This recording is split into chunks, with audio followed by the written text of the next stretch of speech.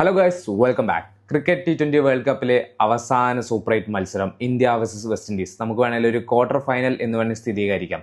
ഈ ഒരു മാച്ച് ഇന്ത്യക്കും വെസ്റ്റ് ഇൻഡീസിനും വളരെ ക്രൂഷ്യലാണ്. ഇതിൽ ജയിക്കുന്നവർ സെമി ഫൈനൽസിലോട്ട് പോകും, ബാക്കിയുള്ളവർ വീട്ടിൽ പോകേണ്ടി വരും. അതുകൊണ്ട് തന്നെ ഇന്ത്യ കഴിഞ്ഞ ദിവസം കളിച്ച ഭയങ്കര സ്ട്രോങ് ആയിട്ടുള്ള ലൈനപ്പുമായിട്ട് തന്നെ വീണ്ടും ഇറങ്ങും. അതേപോലെ വെസ്റ്റ് ഇൻഡീസിന് ഭയങ്കര ഹിസ്റ്ററി മെമ്മറബിൾ മൊമെന്റ് ഉള്ള ഒരു പിച്ചിലാണ് കളിക്കാൻ പോകുന്നത്. Eden Gardens 2016 T20 world cup final ഇംഗ്ലണ്ടുമായി കളിച്ച് കപ്പടിച്ച ഒരു ഗ്രൗണ്ടാണ് ഈഡൻ ഗാർഡൻസ് വെസ്റ്റ് ഇൻഡീസിന്. അപ്പോൾ അതുകൊണ്ട് തന്നെ അവരും നല്ലൊരു ഫോമിലായിരിക്കും വരുന്നത്. അതേപോലെ ഇന്ത്യൻ ടീമിലാണെങ്കിൽ സെയിം ലൈനപ്പിൽ ബാറ്റ്സ്മാൻ ആണെങ്കിലും ബോളേഴ്സ് ആണെങ്കിലും കുറച്ചുകൂടി ക്രൂഷ്യൽ ആയിട്ട് കളിക്കേണ്ട ഒരു ഇന്നിങ്സ് ആണ് നാളത്തെ മാച്ച്. നാളെ നടക്കാൻ പോകുന്ന മാച്ചിൽ ടീം ഇന്ത്യ ജയിക്കുകയാണെന്നുണ്ടെങ്കിലല്ല, ടീം ജയിച്ചിരിക്കും. സെമി ഫൈനൽസ് നമ്മൾ ഇംഗ്ലണ്ടിനെ ആയിരിക്കും നേരിടാൻ പോകുന്നത്.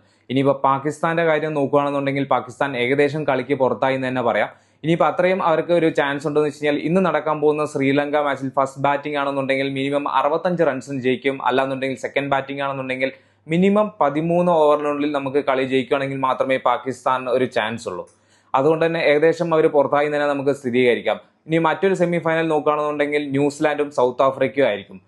എൻ്റെ ഒരു പ്രഡിക്ഷൻ വെച്ച് 2024 വേൾഡ് കപ്പ് ഫൈനൽ പോലെ തന്നെയാണ് ഇപ്രാവശ്യം 2026 ഇന്ത്യ വേഴ്സസ് സൗത്ത് ആഫ്രിക്ക ആയിരിക്കും ഫൈനലിൽ വരുന്നത്. നിങ്ങളുടെ പ്രഡിക്ഷൻ കമന്റ് ചെയ്യാം.